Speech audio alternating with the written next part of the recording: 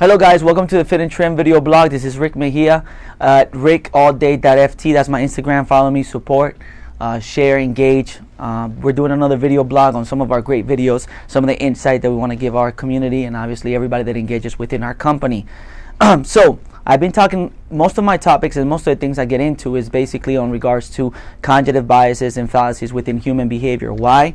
Because within my industry and what we do and what we're trying to present in our institution is that the most important aspect of any patient or individual to reach a goal, it starts with the brain. The brain has way more power than anything else you can think of. I don't care what program you start, what supplement you take, what drug, well, maybe a drug. It has, there's some crazy drugs now.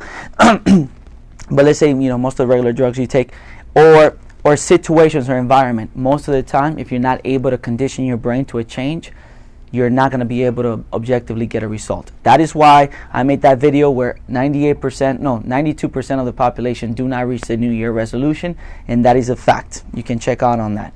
All right, so the topic of today is going to be talking about why emotional triggers are a little bit counterproductive to you, because emotional triggers allow you to make decisions based on what you need at that moment or what you're feeling at that moment instead of what you can be more sensible to. I've always said this. Most people are looking for that perfect program, that perfect situation, or that perfect supplement that they never going to follow, right?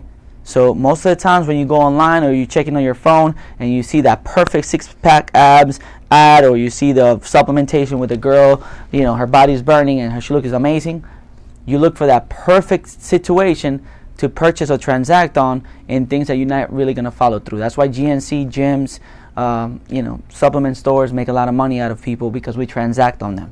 We transact on the triggers, okay? So we transact on your triggers, okay? What causes triggers? Triggers are just things that are in our brain that we are attracted to. So that could be like sex, money, it could be violence, it could be, empathy. All those things we are attracted to. That's why whenever you have Facebook or Instagram or anything like that, you see something funny, you engage with it. You see something with empathy, you engage with it. You see something with sexual content, most people engage with it. You see something with money or glamorous life, we engage with it. And also food, of course. Let's not leave food out of the equation. So basically we're carried out by triggers, right? And those triggers are basically neural connections that we have within our brain that basically produce a lot of hormones that makes us want to do something about it, makes us want to take an action on it. Most of the times what happens with triggers is we make a big mistake, because triggers at the moment are just an irrational action you take. They're not a mindful, executive-minded decision, which is completely different, right? Whenever you're going to buy a house, you don't just wake up one day and say, oh, I'm going to buy a house. No, you kind of like start thinking about it. You look at your credit score. You talk to a banker. You talk to a loan officer. You start looking at houses. You start looking at pricing. You start looking at mortgage payments. You have a mindful process. You don't just wake up and buy the house.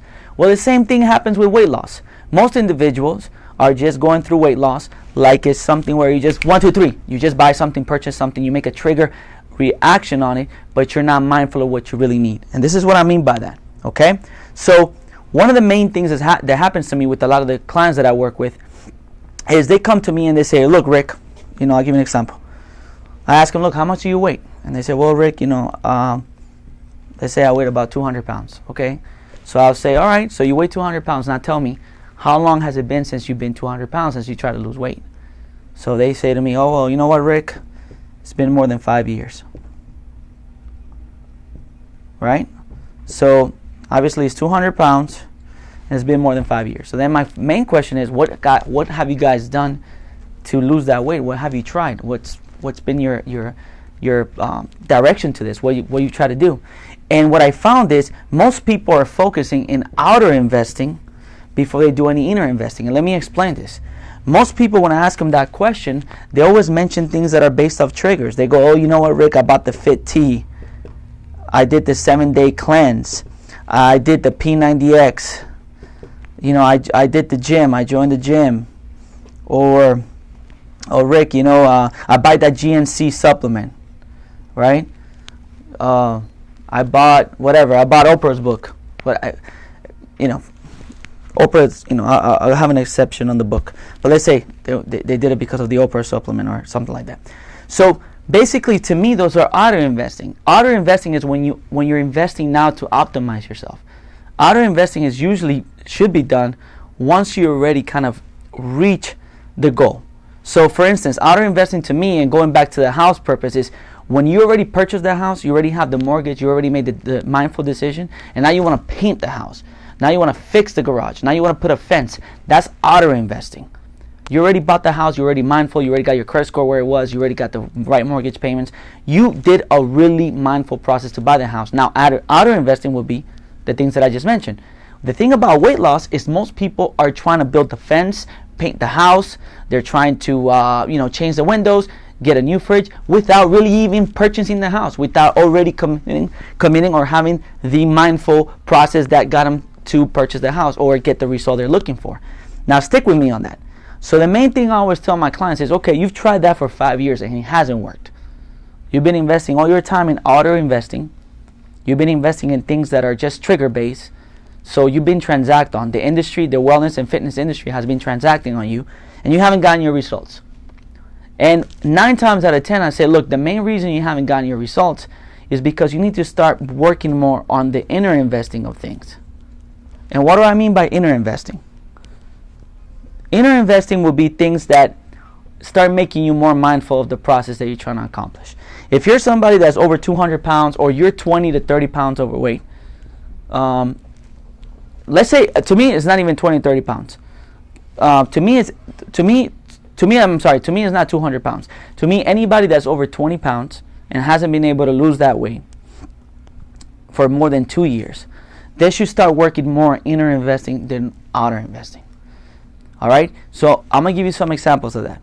Inner investing is when you start investing in your mindfulness, when you start investing in yourself, when you start investing in auditing yourself.